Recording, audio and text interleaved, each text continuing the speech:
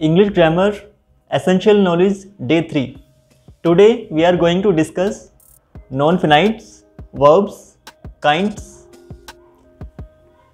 transitive verbs used reflexively, objects and complement, cognate and adverbial objects. Hello everyone, myself Ankit Nagar and you are most welcome on Effects of English YouTube channel. आज का session बनने वाला है बहुत ही खास, क्योंकि इस video को देखने के बाद अगर आप इस वीडियो को पूरा देख लेंगे तो उसे देखने के बाद आपकी इंग्लिश ग्रामर में पकड़ होने वाली है बहुत ही मजबूत। तो चलिए शुरू करते हैं। देखिए, नॉन फ्लाइट्स में तीन चीज़ें हम मेनली यूज़ करते हैं। कौन कौन सी तीन चीज़ें हैं वो? Gerund, participle and infinitive.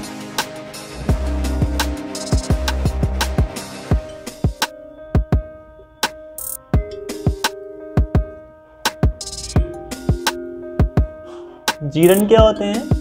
Gerund बनता है वर्ब के साथ ing ऐड कर देने से जीरंड बन जाता है।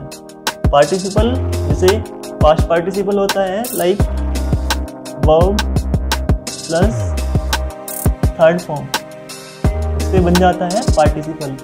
इंफिनिटिव क्या होता है?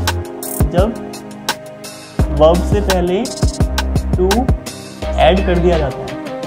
ओके, तो इन सब चीज़ों को, इनका जो एक कॉम्बिनेशन होता है इन तीन चीज़ों का, वो यूज़ की जाती है नॉन फ्लाइट्स में।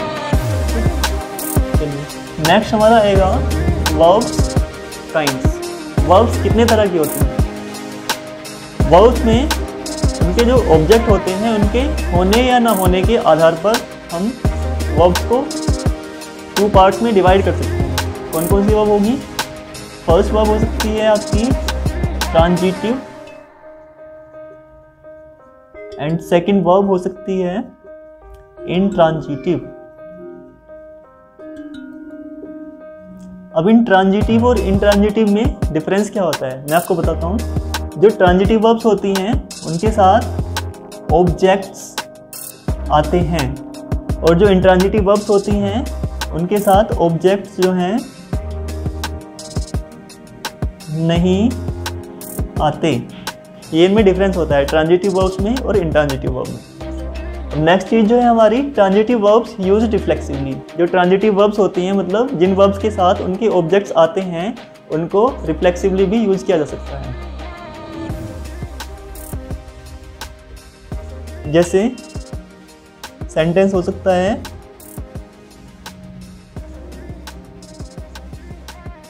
I will do this work myself. She will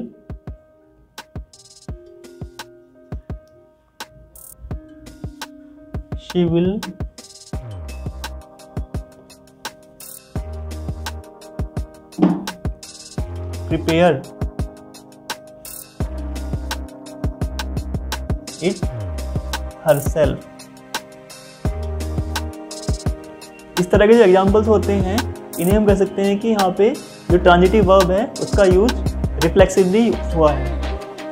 ठीक है, नेक्स्ट चीज़ जो है हमारी objects and complement. Objects and complement भी हम यहाँ पर समझ लेते हैं।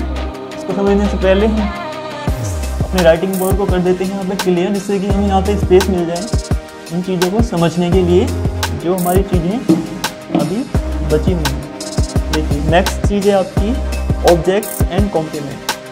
कुछ ट्रांजिटिव वर्ब ऐसी भी होती हैं जिनके साथ उनके ऑब्जेक्ट्स एंड कॉम्प्लीमेंट आते हैं। कैसे आते हैं? एग्जाम्पल आप समझ सकते हैं इसका। The boy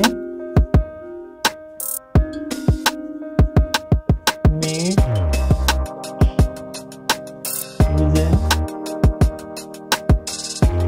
captain.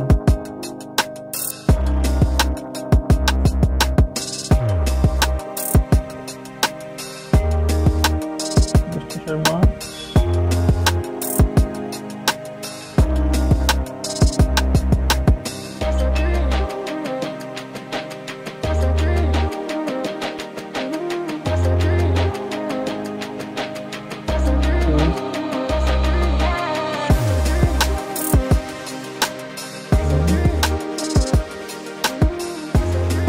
Monitor.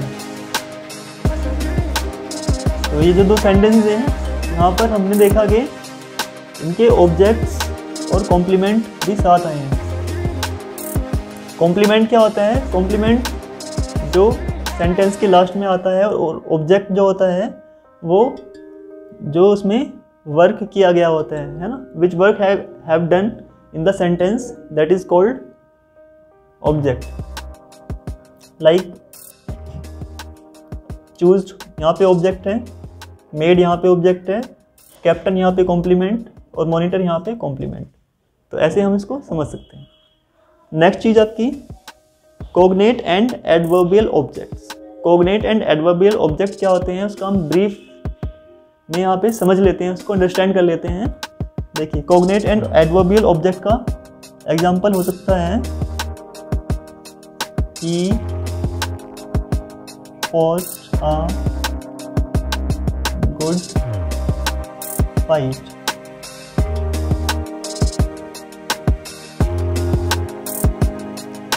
She sang a sweet song। ऐसे सेंटेंस इट मीन्स कि जहाँ पर जो वर्ब है, वर्ब की हेल्प से ही एडवर्ब बनता है। जहाँ पे वर्ब की हेल्प से एडवर्ब बनता है, ऐसे सेंटेंसेस में कोग्नेट्स और एडवर्बियल ऑब्जेक्ट्स देखने के लिए मिलते हैं। उम्मीद है कि आज का सेशन आपको समझ आया होगा। वीडियो कैसी लगी कमेंट जरूर कीजिएगा। Thanks for watching.